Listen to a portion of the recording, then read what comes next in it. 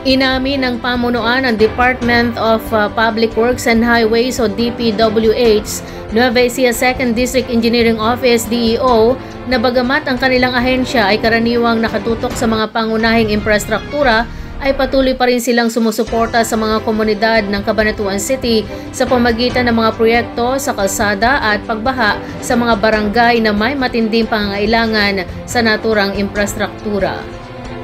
Sinabi ni District Engineer Robert J. Panaligan, kasama sa mga natapos na proyekto ang pagkongkreto ng 1,707.9 linear meter na kalsada sa Barangay Daan Sarili at ang pagtatayo ng 75.65 million pesos flood mitigation structure sa Barangay Mayapyap Sur. Ang road improvement ay isinagawa sa dalawang seksyon. Ang Section A ay may 569.30 linear meters habang ang Section B ay 1,138.6 linear meters. Ito ay may kabuang halaga na 5.85 million pesos. Idinagdag niya na habang ang mga kalsada tulad ng sa Barangay Daan Sarili ay labas sa kanilang pambansang network, ang kanilang papel sa pag-uugnay sa mga komunidad at pagsuporta sa mga lokal na ekonomiya kung kaya't ginawang parehong mahalaga ang mga pag-upgrade.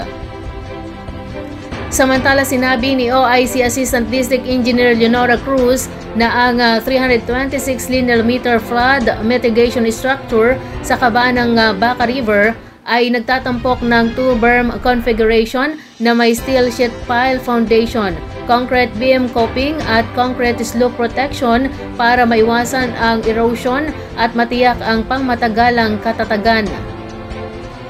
Binigyang diin niya ang kahalagahan ng proyekto na binanggit na ang daluyan ng tubig, isang tributary ng Pampanga River, ay gumaganap ng mahalagang papel sa lokal na drainage at ang pagpapatibay sa mga imbakan nito ay napakahalaga sa pagpapabawas ng mga panganib sa baha at pagprotekta sa mga kalapit na komunidad.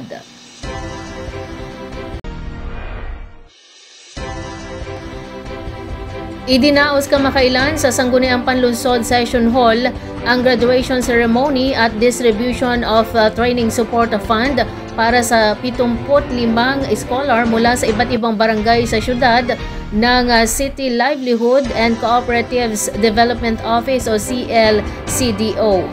Naging katuwang ng CLCDO ang Floriana Bao Sadian Technical Vocational School Foundation Incorporated na matatagpuan sa Barangay Del Pilar, Saragossa, Nueva Ecija, kung kaya't naging matagumpay ang TESDA training program para sa Shielded Metal Arc Welding o SMAW na may National Certificate 1. Batay sa ulat, ang mga mapalad na scholar ay mula sa Barangay Bagong Sikat, Pulilio at San Juan Akfa na nakinabang sa isa sa programa ng pamahalaang panlunsod na magbigay ng dekalidad at abot kayang pagsasanay maging ang tulong pangkabuhayan ng mga mamamayan sa syudad. Ang TESDA training program para sa kursong Shielded Metal Arc Welding o SMAW na kadalasang tinutukoy bilang SMAW NC2 o SMAW NC1 na naghahanda sa mga individual para sa trabahong welding. Nakatuon ang kursong ito sa pagbuo ng mga kakayahan na kailangan sa pagwelde ng carbon steel plate at mga bahagi ng pipe gamit ang shielded metal arc welding equipment. Ang programa ay karaniwang nagsasangkot sa praktikal na pagsasanay at nagtatapos sa isang pagsusuri sa pagtatasa ng ahensya.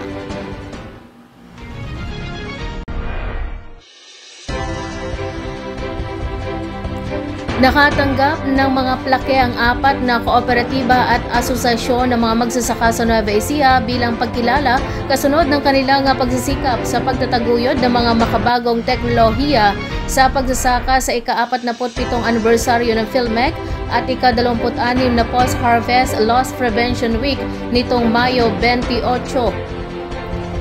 Bilang mga benepisyaryo ng RCEF Mechanization Program, tinulungan ng mga Farmers Cooperative and Associations o FCA ang PhilMec na itaguyod ang paggamit ng mga teknolohiyang naglalayong pagaanin ang paggawa sa bukid habang pinapataas din ang kita ng mga magsasaka.